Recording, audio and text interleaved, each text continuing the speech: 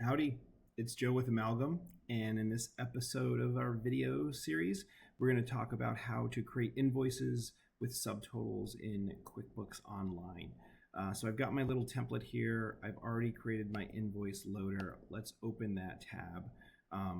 If you're not familiar, you just go two-way sync, navigate through, but I'm sure you're quite familiar with that by this time.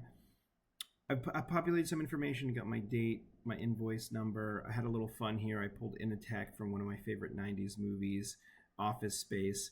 And then we have broken down our invoice into a couple parts. So I just grouped this into services up here and hours down there. It doesn't have to just be one item in service. It can be mixed.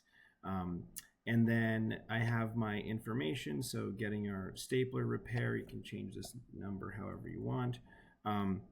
The subtotal here is defined by two things. One is just having no item service line, so you can see that this is unpopulated, and then I've got the subtotal here, and then secondly, nothing populated here.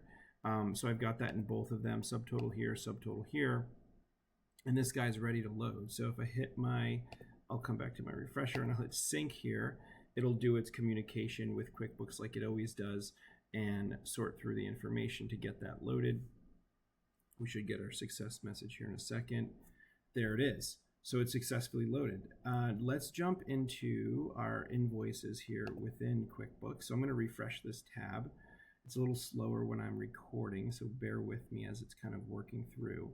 But the Initech invoice number 1001 should populate kind of at the top of the list because I had sorted it for date. So let's see how we get this. Now, here we go. Finally populating for us. And now it's coming through. And there you go. There's our Initech invoice. That 2950 seems familiar for us. I'm going to wait a second, just let it finish kind of loading up here till I maybe click on my invoice. There we go. Invoice is populating. And if I hit edit invoice, we should be able to see the subtotals populated for us. If it pops open, it can do it. There we go. Now it's coming through. It's a little slow again. Sorry for the delay here. Not sure what's going on with QuickBooks today.